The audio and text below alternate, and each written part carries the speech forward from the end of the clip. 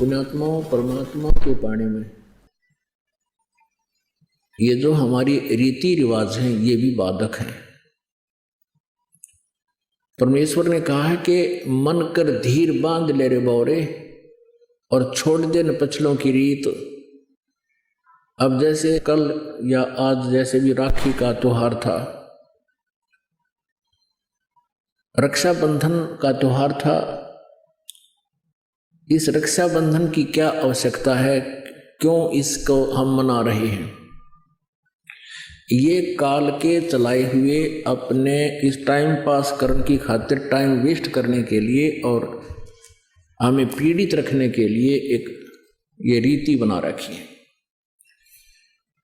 पुण्यात्माओं, इस ज्ञान से परिचित होने के बाद हमारी आंखें खुल जाती हैं और जो समझदार बच्चे हैं वो इस बात को स्वीकार कर लेते हैं कि संत जो कहते हैं परमेश्वर का आदेश होता है, तो फिर वो स्वीकार कर लेते हैं, फिर वो समाज की नहीं मानते। एक बहन ने बताया कि जी उपदेश लेने से पहले मैं राखी बांधने के लिए अपने भाई के वहाँ घर गई। वही रक्षाबंधन का दिन भाई की इंतजार कर रही थी। दुर्घटना के अंदर भाई की मृत्यु होगी, उसका शव आया, टक्कर मार मार कर रो रही थी। अब रक्षाबंधन का उद्देश्य क्या है कि भाई राखी इसलिए बांधते हैं कि वो हमारी रक्षा करेगा। और भाई की रक्षा कौन करेगा? हमारा रक्षक। कहते हैं जो रक्षक है उसको हम भूल चुके हैं। हम सब का रक्षक कबीर साहब है। कबीर परमेश्वर पूर्ण ब्रह्म परम अक्षर ब्रह्म। हम सब ने भाई और बहनों ने मिलकर परमेश्वर कबीर जी का रक्षाबंधन बांधना चाहिए, राखी, ताकि भाई और बहन दोनों का रक्षक हो जाए। कबीर साहब को रक्षाबंधन कैसे बंधेगा? हम उसकी शरण में आ जाएंगे और जो जाकी शरणा बसे ताको ताकी लाज, जल सो ही मछली चढ़ जा बह जाते गजराज। हमने अपने परमात्मा को राखी बांधनी चाहिए।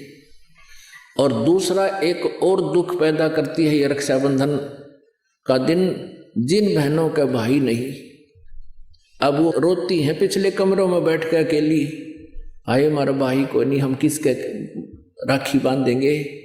कोई चाचा के, कोई ताऊ के, कोई मामा के भाइयों की मुंह की तरफ ताकेंगे हैं। और फिर वो न सोचेंगे या पैसे लेने की मारी यहाँ आ जाती है, चाहे ना कहें पर अंदर में जरूर अवश्य होगा, ऐसा होगा। और हमने ऐसा ना करना है। हमने अपने ऊपर कर्जा नहीं चढ़ाना किसी का। तो इसलिए हमने रक्षाबंधन का त्योहार कैसे मनाना है? परमात्मा का नाम ले लेना है।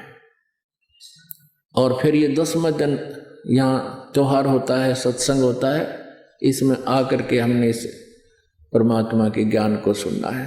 तो ये इस तरह की जो रीति रिवाजें हैं ये हमें पीड़ित करने के लिए है, हमारे को एक दूसरे से दूर करने वाली है। अब रिवाजें बन गई हैं